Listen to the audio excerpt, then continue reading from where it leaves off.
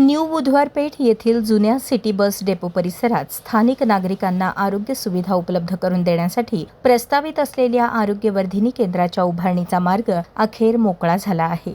आमदार विजयकुमार देशमुख यांच्या पुढाकारातून या केंद्रासाठी निधी व जागा उपलब्ध करून देण्यात आली होती. मात्र केंद्र शासनाच्या PM ई बस योजनेअंतर्गत JBM बससाठी चार्जिंग स्टेशन उभारण्याचे काम सुरू असल्याने आरोग्यवर्धिनी केंद्राच्या जागेबाबत काही तांत्रिक अडचणी निर्माण झाल्या होत्या.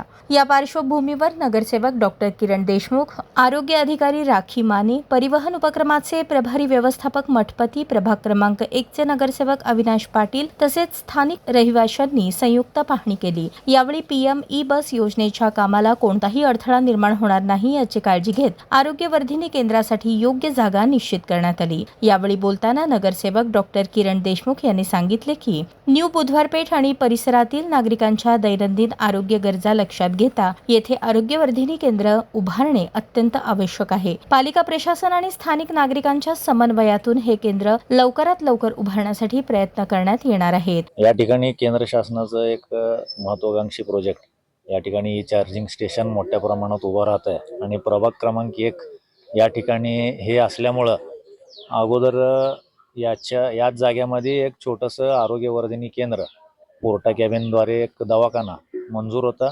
त्याच्या जागेसाठी अडचण आली होती.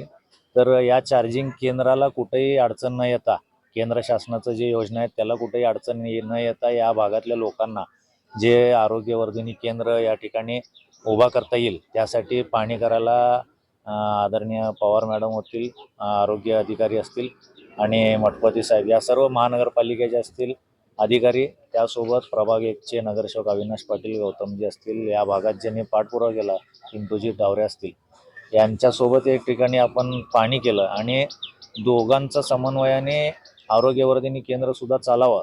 या भागात मोठ्या प्रमाणात स्लम एरिया असल्यामुळं अनेक नागरिकांना या केंद्राची आवश्यकता आहे. तर त्याचा सुविधा त्यांनी घ्यायला पाहिजे आणि ई चार्जिंग स्टेशनसुद्धा लवकरात लवकर काम पूर्णत्वाला जायला पाहिजे यासाठी आपण इथं पाहणी केलेलं आहे. एकंदर पाहिलं गेलं तर ई चार्जिंग स्टेशनचं काम जे आहे ते सुरू आहे, मोठ्या प्रमाणात सुरू आहे. मात्र ई बसेसच्या देखील प्रतीक्षेत सोलापूरकर आहेत. कशा पद्धतीचा त्या अनुषंगाने आपण पाठपुरावा करणार आहात काय? या भागातले आमदार विजय देशमुख मालक यांनी अगोदर सुद्धा या ठिकाणी पाहणी केलं आणि आयुक्तांसोबत त्यांचा पाठपुरावा सातत्याने असतंय. या चार्जिंग स्टेशनचं काम लवकरात लवकर पूर्ण होईल. मला वाटतं की सोलापूरकरांच्या सोयीसाठी या ठिकाणी बससुद्धा त्यांच्या सेवेत रुजू होतील. या केंद्राच्या माध्यमातून परिसरातील नागरिकांना प्राथमिक आरोग्य सेवा, तपासणी आणि विविध आरोग्यविषयक सुविधा त्यांच्या जवळच उपलब्ध होणार असल्याने स्थानिकांनी समाधान व्यक्त केले.